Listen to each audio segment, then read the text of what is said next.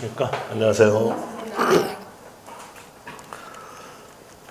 기출 응용 예상 문제집에서는 167페이지에서 167페이지에서 67번 문제 미등기 양도 틀린 것 되는데요. 여기에 대한 내용은 양수소수의 계산 구조에 대한 내용으로서 나타난 내용이니까 양수소수의 계산 구조에 대한 내용을 전체적으로 복습해 드리고 난 다음에 그리고 기출문제집하고 같이 연결해 줄게요. 기출문제집하고 같이 풀겠습니다.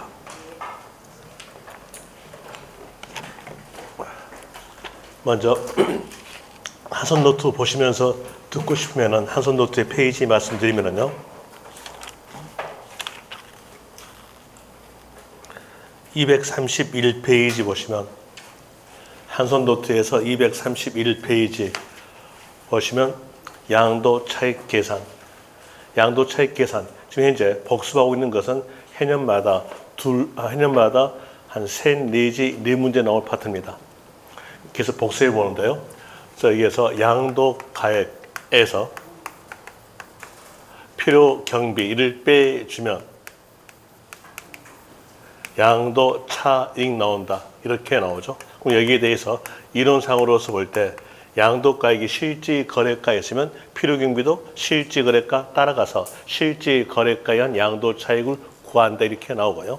또 양도가액이 기준시가에 있다면 필요경비도 따라가서 기준시가에 따라가서 기준시가에 한 양도 차익을 구한다. 이렇게 나옵니다. 그럼 여기 따라서 원칙을 보는데 원칙은 실질 거래가에 한 양도 차익이 원칙이죠. 실질 거래가의 양도 차익이 원칙이니까 양도가액이 실질 거래가, 실질 거래가로서 돈 들어온 금액을 말합니다.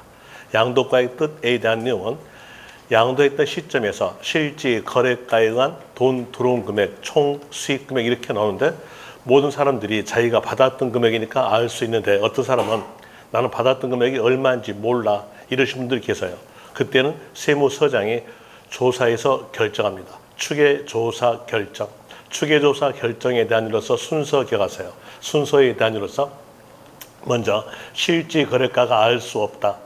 아니면 취득가액을 알 수 없다. 이렇게 나온다면 그때는 매, 감, 환, 기, 순 이렇게 나오죠. 매매사례가, 감정가, 환산가, 기준시가, 순 이렇게 되는데 여기서 환산가에 대한 산식은 알 필요 없고 환산가에 대한 내용은 예전에 오래전에 취득해서 취득가액 알 수 없을 때 적용되는 것이 환산가입니다. 이 내용을 양도가액으로 대입해 볼 때 양도가액에 대한 내용은 최근래예요. 최근래에 대한 내용을 예전 거에 대입할 수 없기 때문에 양도가액은 환산가가 빠집니다. 환산가 빠지니까 양도가액을 알 수 없는 경우 이렇게 나온다면 그때는 매매사례가, 감정가, 기준시가, 순 이렇게 되겠죠. 이 내용을 외울 때 이렇게라도 외우시라겠어요. 양도가액 알 수 없다 이렇게 나온다면 그때는 매일 감기 걸려서 양도하다. 매매사례가, 감정가, 기준시가 이렇게 외우게 되면 여기에서 환산가액에 대한 내용은 양도가는 적용하지 않고 취득가액에서 적용된다 이렇게 나오죠. 그런 내용에 따라 가지고 이제 결과적 내용으로서 알 수 있는 것은 실질 거래가가 알 수 없는 경우 아니면 취득가액을 알 수 없는 경우 나온다면 그때 추계 결정 순서는 매, 감, 환, 기 이렇게 나오고요. 양도가액을 알 수 없다 이렇게 나온다면 그때는 매, 감, 기로서 기억하시면 될 것이고 그리고 D페이지에서 232페이지에서 A, B, C, D번에 대한 일로서 먼저 읽어드리면 거주자가 건물을 신축하고 신축한 건물을 5년 내에 양도한 경우 5년 내 숫자 기억하세요. 5년 내가 최근래입니다. 최근래에 양도했던 내용에 대해서 필요경비에 대한 내용을 환산가랄지 아니면 감정가로 대입하게 되면 세금액이 적게 나옵니다. 이걸 방지하기 위해서 그때는 환산가로 되어 있었으면 환산가액의 5%를 더한다. 감정가로 되어 있으면 감정가액의 5%를 더한다 이렇게 나오죠. 여기서 숫자도 기억하세요. 5%도 기억하세요. 5% 기억하시고 또다시 여기에서 하나 조심하실 점 환산가로 되어 있으면 따라가서 환산가로 갑니다. 만약에 감정가로 되어 있으면 따라가서 감정가다. 이 내용 기억하세요. 만약에 환산가로 되어 있는데 따라가지 않고 감정가로 나오면 그건 틀린 겁니다. 따라간다는 거 아시고요. 그리고 그 밑에서 특수관계인과의 거래, 특수관계인과의 거래로서 시가보다 낮은 금액으로서 양도했다. 그러면 돈 들어온 금액은 낮은 금액입니다. 특수관계인과의 거래로서 돈 들어온 금액이 낮은 금액이다. 그러면 양도 차익도 낮게 나옴으로써 세금의 회피가 이루어져요. 이 내용을 막기 위해서 이때는 돈 들어온 금액을 믿지 않습니다. 어느 거래냐면 특수관계인과의 거래, 특수관계인과의 거래 이 말 나왔고, 그리고 뒤에서 양도가를 물어보든 취득가를 물어보든 시가다 이렇게 아시면 돼요. 그래서 물어본 내용 잘 보시면서 구별하시면 됩니다. 특수관계인과의 거래 이렇게 나왔을 때 양도가로 물어보든 취득가로 물어보든 시가다. 물론 시가로 하는 경우에 숫자 있어요. 그 숫자에 대해서 볼 때 시가와 거래가의 차익 금액이 3억 이상, 시가와 거래가의 차익 금액이 시가의 5% 이상, 이 숫자에 대비돼야 시가로 하는 건데 그 시가로 하는 숫자는 시험지에서 맞게 적어지니까 외울 필요가 없어요. 버리시면 됩니다. 이것만 아시면 돼요. 특수관계인과의 거래 이렇게 나왔을 때 그때에 대한 내용은 양도가든 취득가든 시가다. 이것만 아시면 될 것이고, 이렇게 해서 양도가액을 정했어요. 양도가액이 실질 거래가에 의한 총 수익 금액, 아니면 양도가액 알 수 없다면 그때는 매감기. 또 다른 상황, 특수관계인과의 거래일 때 양도가액은 시가. 이렇게 해서 정하죠. 정했으면 그 양도가액을 얻기 위해서 희생된 가치인 필요 경비를 뺍니다. 필요 경비로 가죠. 양도가액이 실질 거래가니까 필요 경비도 실질 거래가로 가는데, 실질 거래가인 필요 경비에 대한 내용은 오른쪽 페이지 233페이지에 있죠. 거기에서 실질 취득가, 자본적 지출 양도비, 이게 바로 실질 거래가에 의한 필요 경비에 대한 내용인데, 이 실질 거래가의 필요 경비에 대한 내용은 영수증이 있어야 인정입니다. 증빙을 갖춰줘야 인정한다. 증빙 없다 하더라도 은행에서 지출, 입증된 경우에 인정됩니다. 만약에 지출, 입증 이렇게만 나오면 그건 틀려요. 은행자가 있어야 되죠. 은행에다가 동그라미 쳐져 있죠. 은행 지출 입증에서 인정된다 이렇게 나오고요. 그리고 취득가부터 먼저 하는데, 취득가액에 대한 내용은 구입했던 대금에다가 부대비용을 더한다 이렇게 나오죠. 제가 어떻게 설명했냐면, 제가 분필을 10원에 사가지고 와서 1,000원에 팔았다. 이랬을 때 돈 들어온 금액은 양도가액은 1,000원. 이 금액을 얻기 위해서 희생된 가치인 필요경비를 빼죠. 10원을 뺍니다. 이 10원이 사가지고 온 금액으로서 취득가입니다. 그래서 취득가액에 대한 내용은 사가지고 왔다라는 내용으로서 샀다에 대한 내용이 구입대금, 와야 사용 가능하죠. 온 비용을 더한 이렇게 나오는데, 법전에서는 원 비용으로 표현되지 않고 부대 비용으로 표현돼요. 같은 말입니다. 원 비용이나 부대 비용 같은 말. 원 비용에 대한 내용은 사용 가능 시점까지 발생된 비용을 말합니다.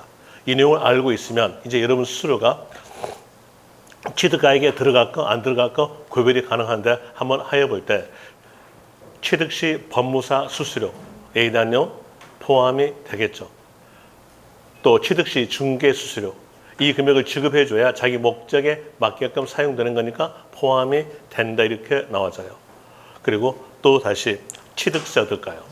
취득세를 납부해줘야 자기 목적에 맞게끔 사용이 되는 거니까 취득세에 대한 도 포함이 된다 이렇게 나오는데, 취득세만큼은 영수증이 없다 하더라도 인정된다. 왜 영수증이 없다 하더라도 인정되냐면, 여러분들이 납부했던 취득세에 대한 내용이 얼마인지를 국가가 알고 있으니까 취득세만큼은 영수증이 없다 하더라도 인정된다 이렇게 나오죠.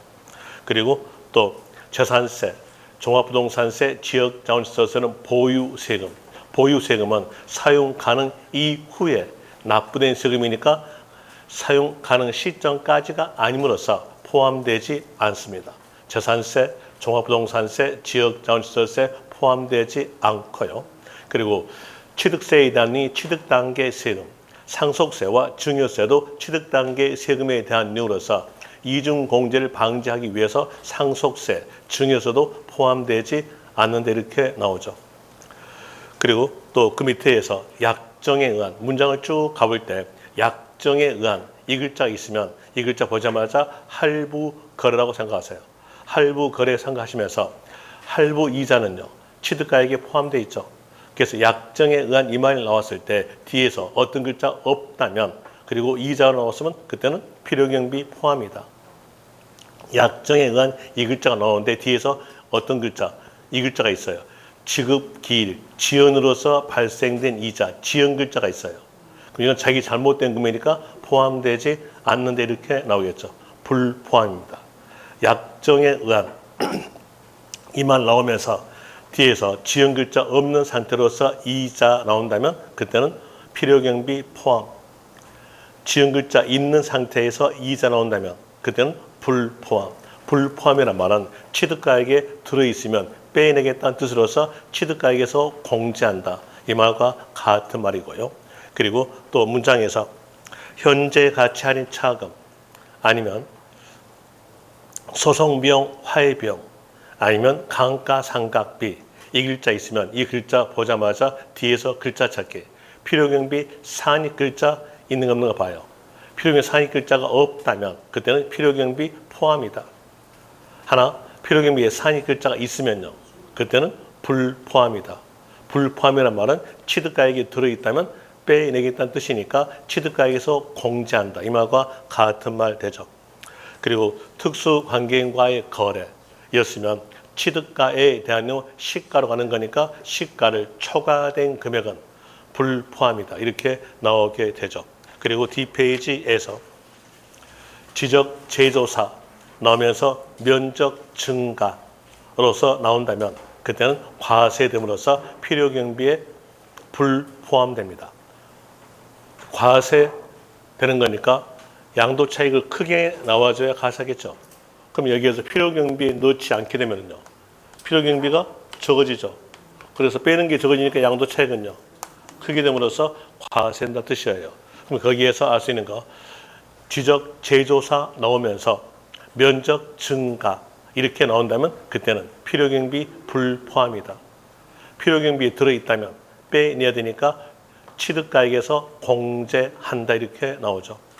또 다시 여기서 조심하실 점 지적 제조사 나오면서 면적 감소 면적 감소로 나온다면 그때는 비과세 이런 면에서 조심하시면 돼요. 그래서 면적 증가로 나오면 과세되는 거니까 필요 경비에서 불포함 이렇게 나오고요. 그리고 밑에서 자본적 지출 자본적 지출의 뜻에 대한 내용은 취득 후의 지출로서 실질 가치가 증가되는 지출을 보고 자본적 지출 그러는데 그 문장에 대해서 문장 쭉 가볼 때 계량단에 있으면 계량단을 보자마자 그 문장은 자본적 지출 이러시면 될 것이고요. 예를 들어서 초과 지붕을 세레트 지붕으로 계량하다 이랬으면요. 계량 나왔죠. 그리고 또 초과 지붕을 세레트 지붕으로 계량했으니까 가치는요. 증가가 됨으로써 자본적 지출에 들어간다는 뜻입니다. 또 이용 편의 이 글자에서도 자본적 지출 이용 편의에 대해서 가장 대표적 예로서는 건물 경우는 엘리베이터 설치입니다. 엘리베이터 설치해 있으면 가치가 증가되니까 이 경우도 마찬가지 이용 편의 글자가 있었으면 자본적 지출 용도 변경이 있으면 자본적 지출하시면 되는데 조심하실 점으로서 수익적 지출은 들어가지 않습니다.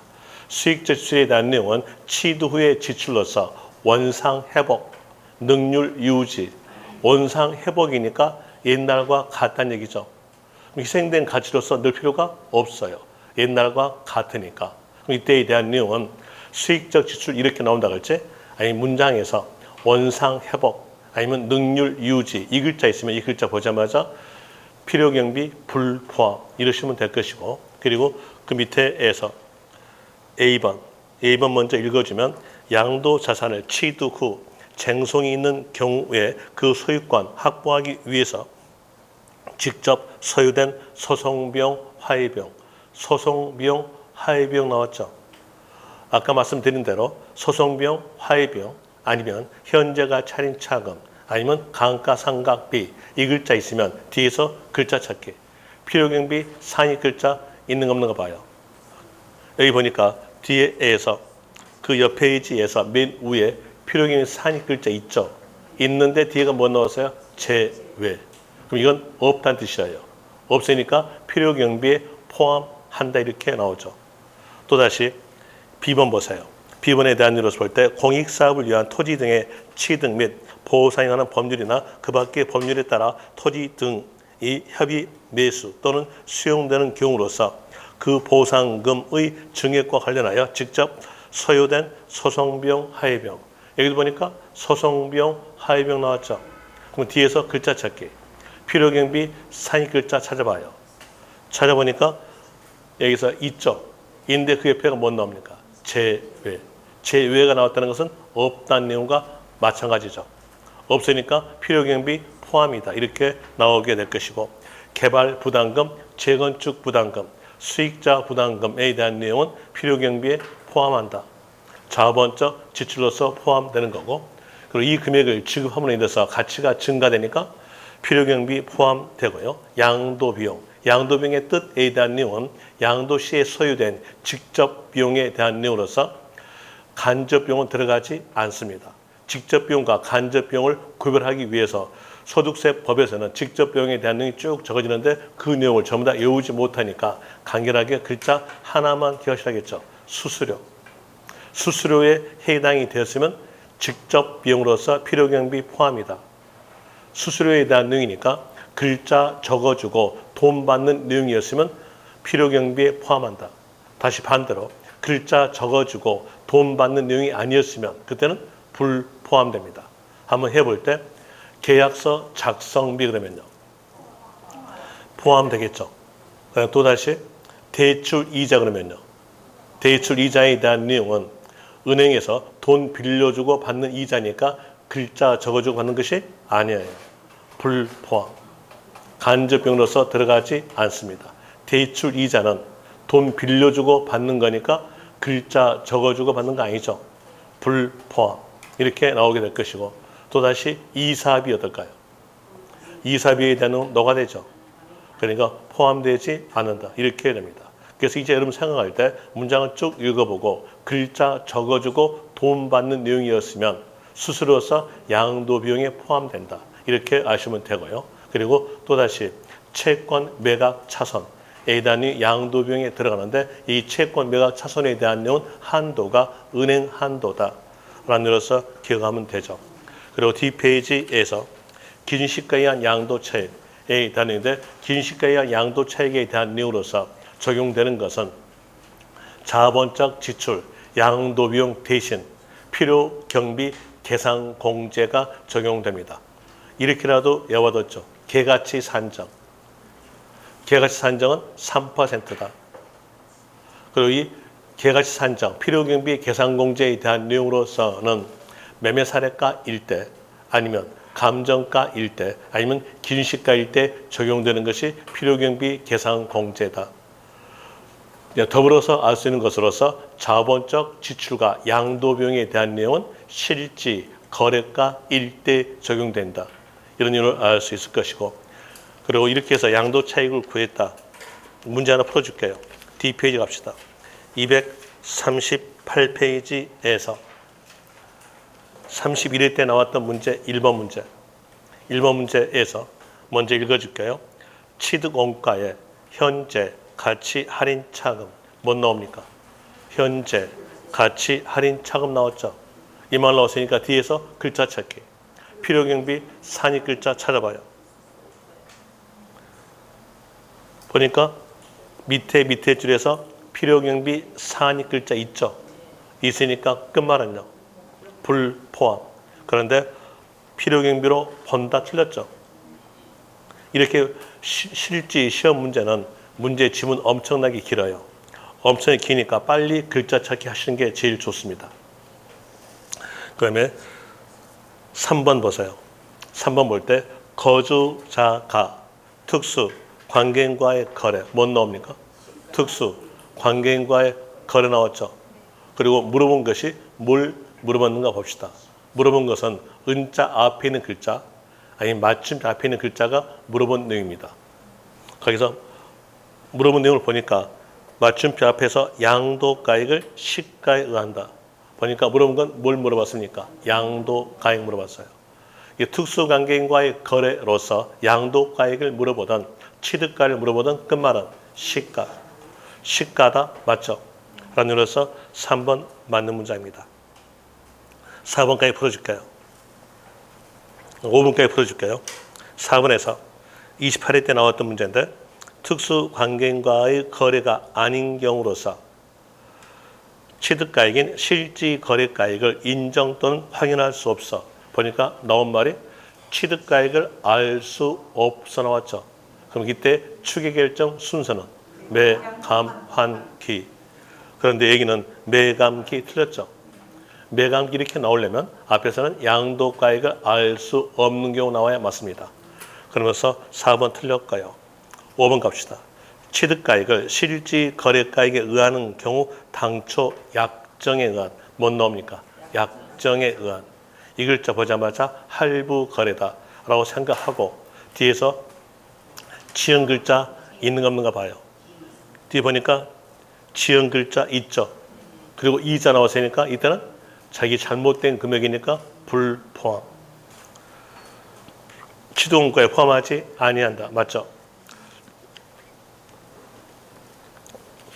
다시 243페이지 갑니다. 이렇게 해서 양도차익을 구했어요. 양도차익을 구했으면 이 양도차익 안에가 물가 인상물이 있으니까 물가 인상물을 공제한다라는 의미로서 장기 보유 특별 공제합니다. 장기 보유 특별 공제하여 주었으면 양도함으로써 발생된 소득 금액 나오죠. 양도 소득 금액 이렇게 산출되는데 이 내용을 외울 때 이렇게라도 외워뒀어요. 차, 장, 소. 차익에서 장기 보유 특별공제 빼면 소득 금액이다. 이렇게 외워뒀으면 이제 혼동사항 없을 거예요. 소득 금액을 산정하기 위해서 맨 마지막 공제한건요. 차, 장, 장기 보유 특별공제 이렇게 나오게 됩니다.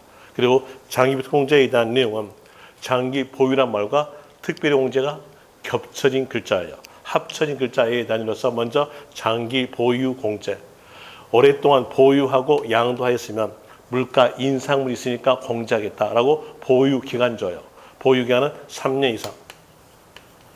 만약에 보유 3년이 안 됐다면 장기 보유 특별공제는 적용되지 않는다 이렇게 나오죠. 그리고 또 특별공제. 여기서 특별공제에 대한 내용은 국내 부동산 경기 부양책이에요. 국내의 부동산을 팔아라라는 유도책입니다. 부동산이니까 적용되는 물가는 부동산으로서 토지, 건물.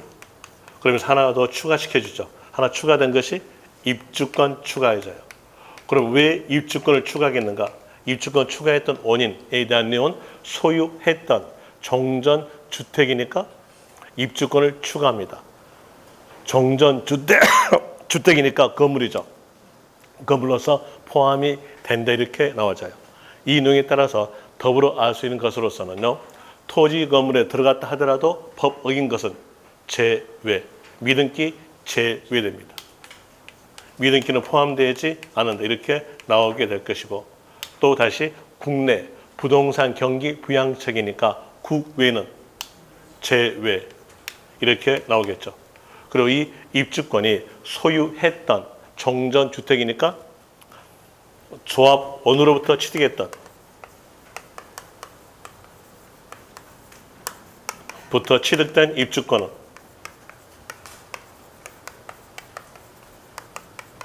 소유했던 것이 아니기 때문에 입주권에서 제외 나오죠. 이렇게 제외된 토지, 건물, 입주권을 3년 보유하고 양도하였으면 장기 보유 특별공제가 적용되는데 그때 금액 산정. 금액 산정에 대한 이로서 D페이지 244페이지에서 양도 차익에다가 보유 기간별 공제율 구합니다. 여기서 조심하실 점, 양도 차익에다가 보유 기간별 공제율 곱하는 거지 양도 가액이 아니에요. 만약에 양도 가액에 보유 기간별 공제율 곱한다면 그 문장은 틀린 겁니다. 그 내용 조심하시길 바라고요. 그리고 보유 기간별 공제율에 대한 내용은 보유 기간마다 공제율이 다르는데 이건 일반적 경우와 특수 경우 두 개로 구성되는데 일반적 경우는 이거 하나만 기억하시면 돼요. 15년 이상이었으면 30%다.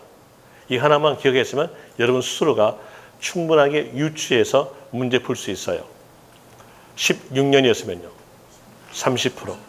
또다시 이상 앞에 15에다가 2%를 곱해줘야 30%가 나오니까 이상 앞에 숫자에다가 2% 곱하게 되면 그 연도의 공제율이 나옵니다. 하여 볼 때 3년 이상에서 4년 미만이었으면 이상 앞에 숫자 3에다가 2%를 곱하니까 6% 이렇게 유추할 수 있을 것이고 특수 경우에 대한 내용은 1세대 1주택으로서 고가 주택을 말합니다. 1세대 1주택이니까 투기 아니고요. 고가 주택이니까 가격이 높음으로써 물가 인상분이 높게 있을 거니까 공제폭을 높입니다. 공제폭 높이는 것은 보유기간 공제율에다가 거주기간 공제율을 합쳐서 높이죠. 10년 보유했으면 40%, 10년 거주했으면 40%. 그러면 합치면요. 10년 보유, 10년 거주했으면 80% 적용됩니다. 이렇게도 적어져 있죠. 1세대 1주택으로서 고가 주택을 10년 보유, 10년 거주하고 양도시는 양도차익의 80% 적용된 뒤 이렇게 나오게 될 것이고요. 그리고 또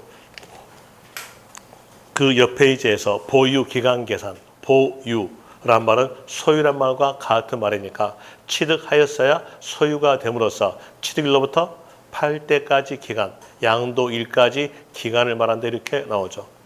그리고 이율과세가 적용됐다고 하였으면 그때 취득일에 대한 내용은 증여자의 취득일입니다. 이거 기억하세요. 이율과세일 때의 취득일은 증여자의 취득일. 증여받은 자 아니에요. 증여한 자가 증여자란 말과 같은 뜻입니다. 그래서 증여자의 취득일 이렇게 기억하시면 될 것이고 이런 내용으로서 문제까지 또 풀어줄게요. 246페이지에서 4번.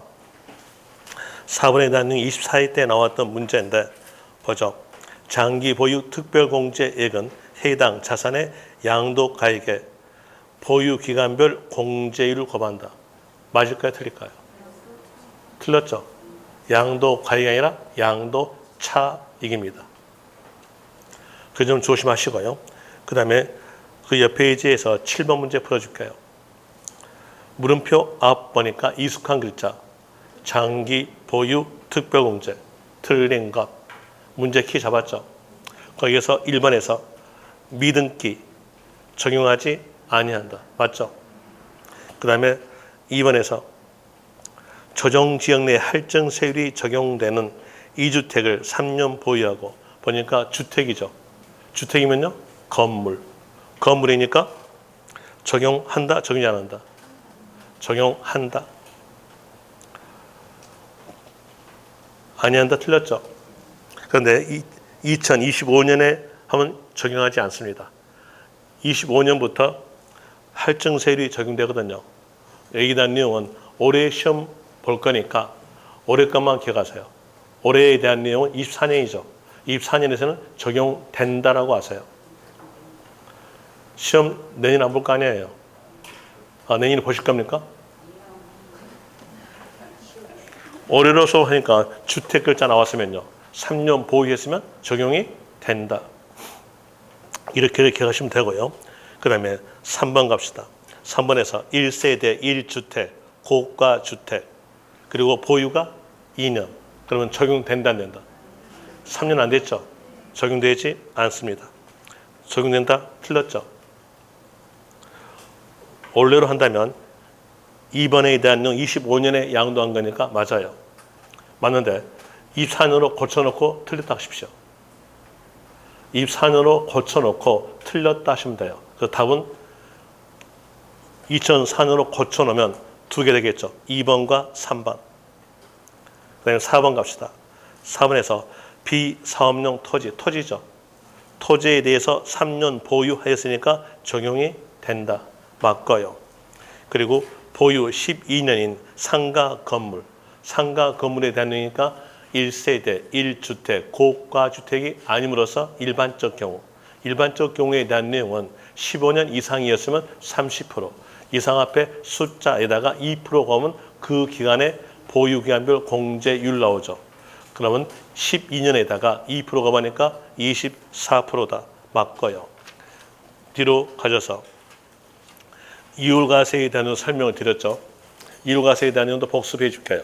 이율과세에 대한 이로서 거기 밑줄 친 내용 보시면 되죠. 배우자 나오고, 그리고 거기에서 혼인관계로서 소멸된 경우에 대한 내용은 서류상으로 이혼된 것은 믿지 않습니다. 그래서 배우자에 포함돼요. 혼인관계 소멸 이렇게 나온다면 그때는 배우자에 포함이다. 다시 사망 이렇게 나온다면요, 그때는 배우자가 아니죠.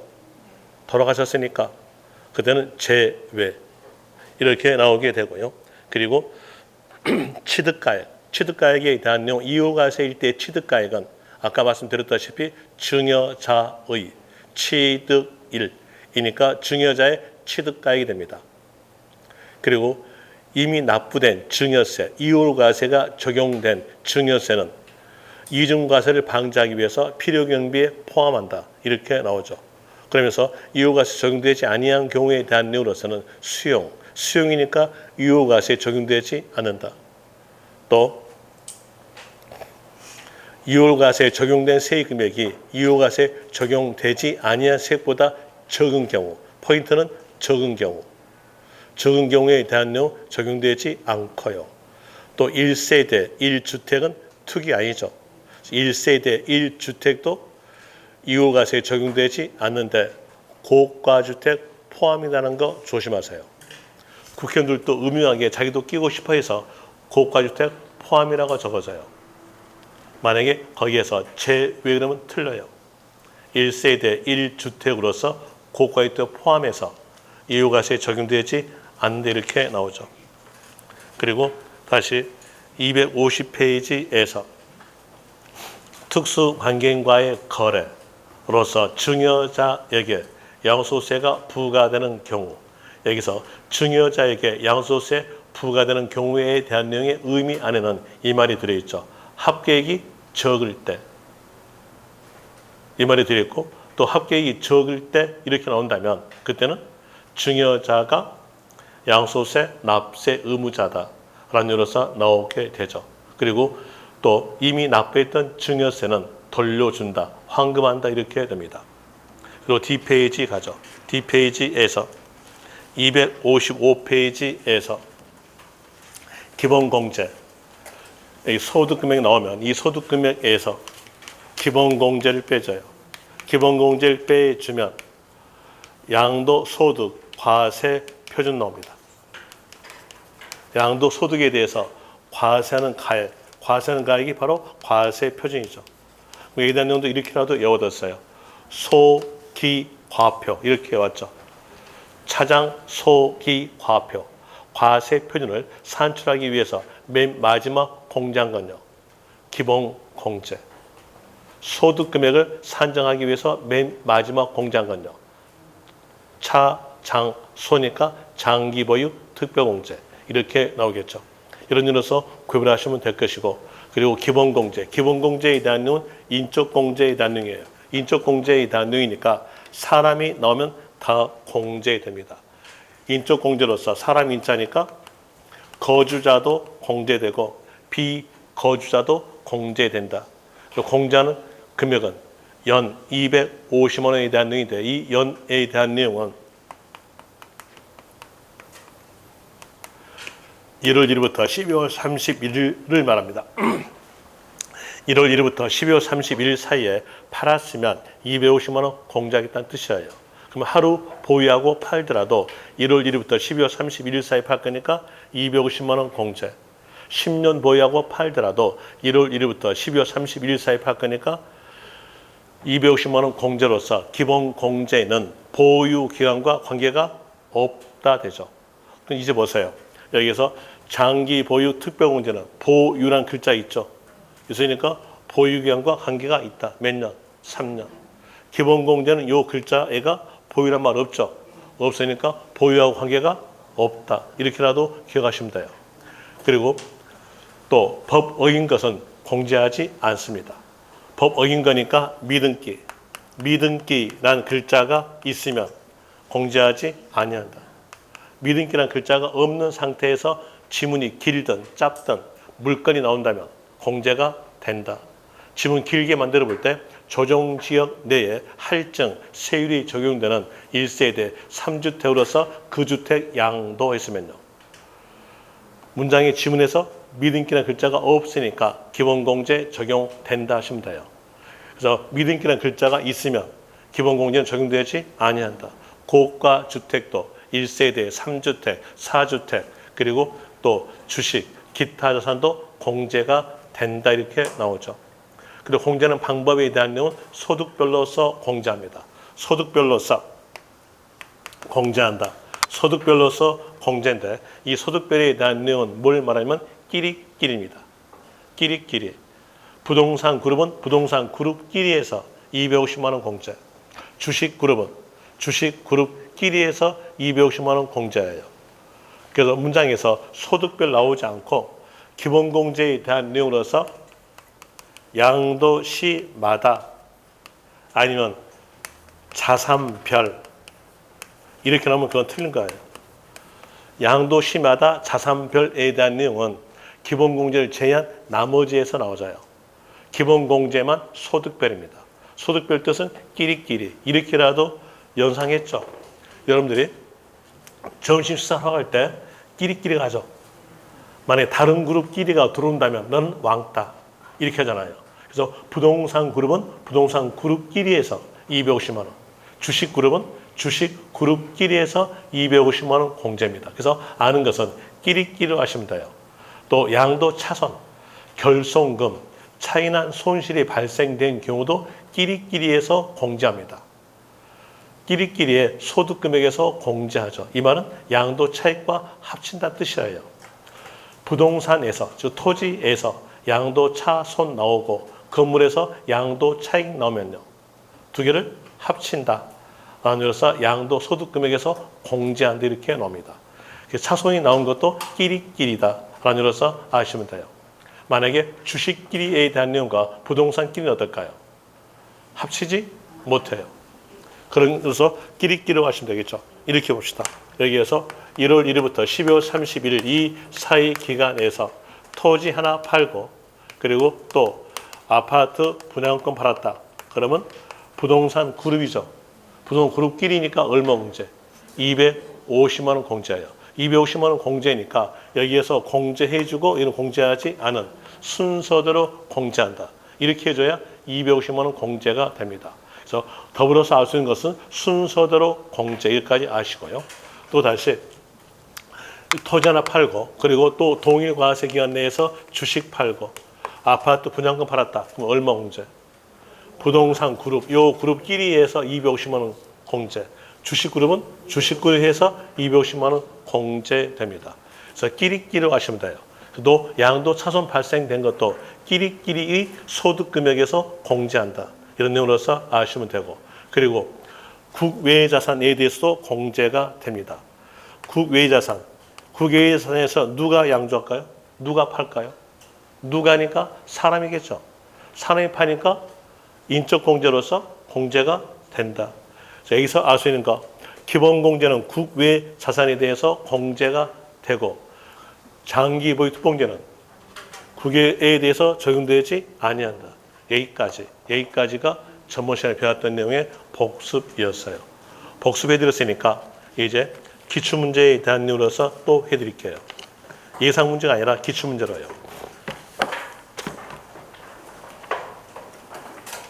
기출문제에 대한 내용으로서 137페이지 봅시다. 기출문제집. 안 계시면은 같이 옆에 분하고 같이 보세요. 기출문제집. 이렇게 된 거예요. 단원별 기출문제집. 없으신 분 계시면은 옆에 분하고 같이 보세요. 전번에 말씀드릴 때 기출문제집하고 예상문제집하고 한 손도 더 세 권 가지러 왔을 겁니다. 자, 해보죠. 137페이지.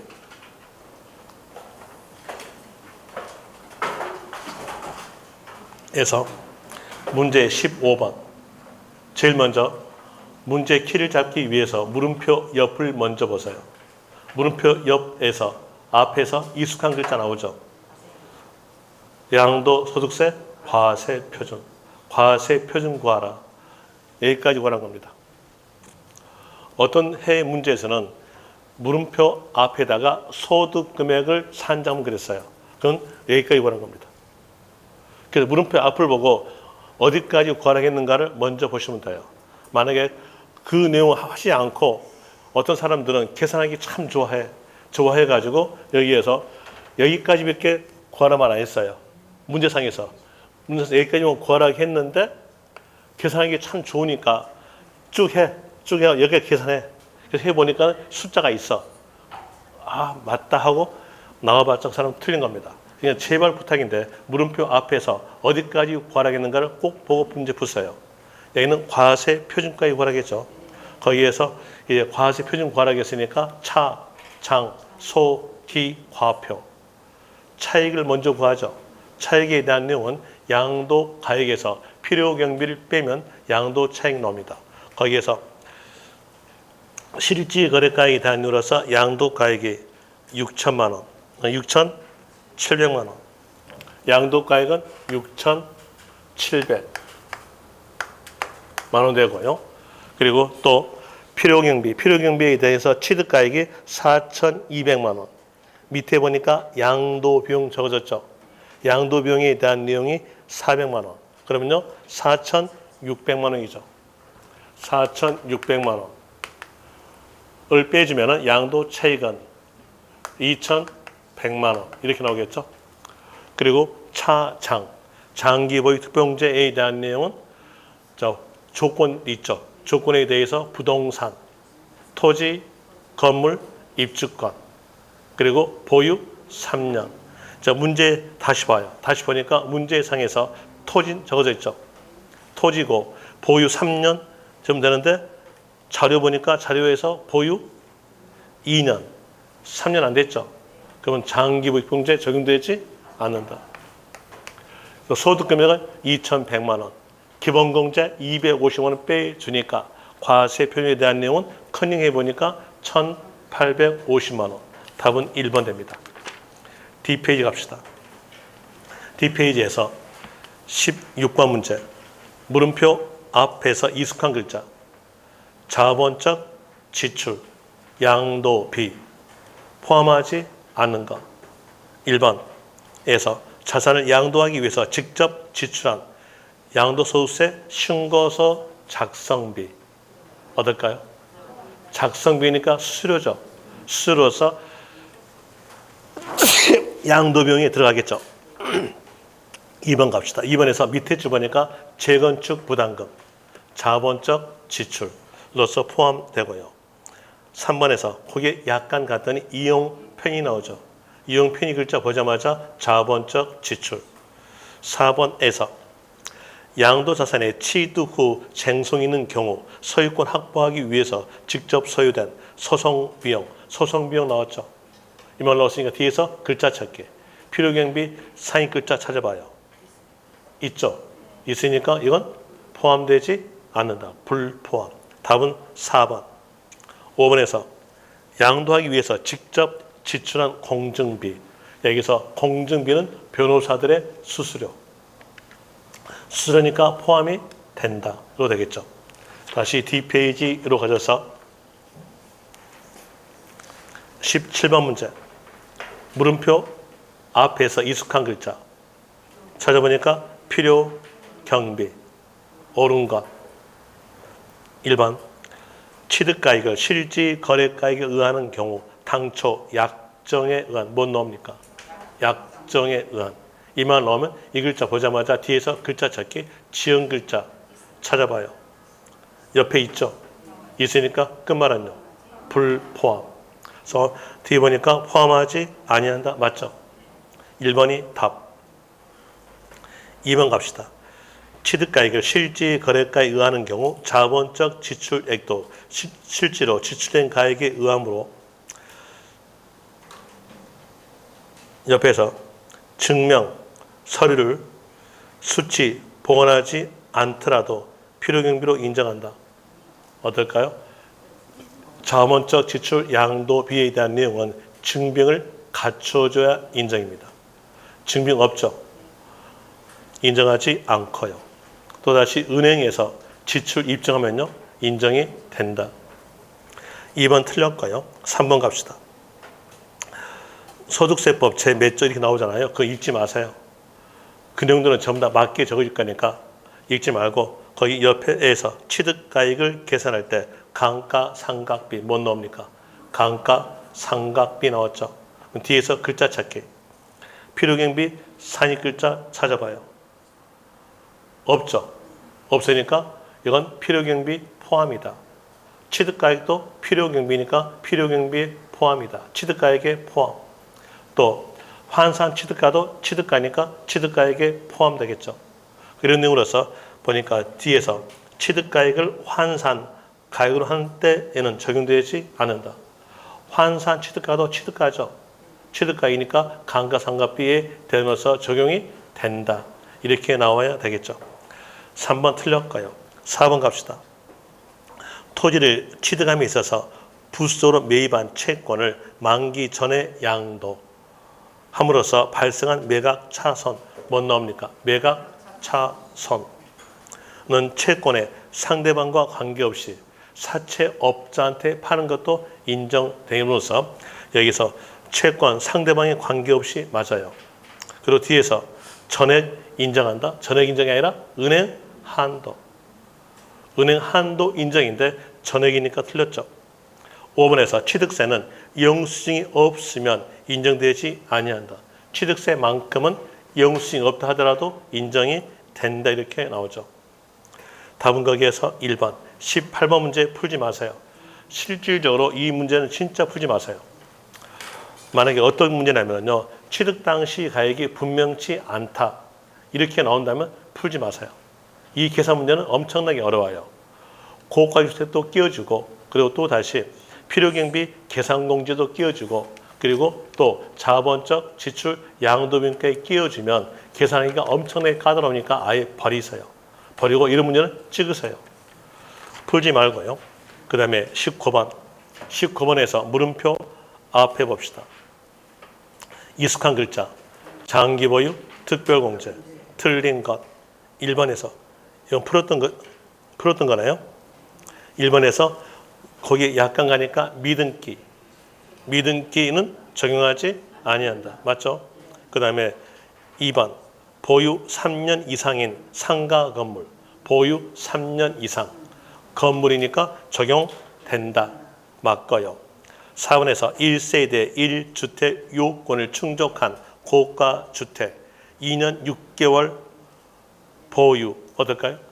안 되겠죠. 3년 안 됐으니까 적용되지 않습니다. 근데 적용된다 했으니까 틀렸죠.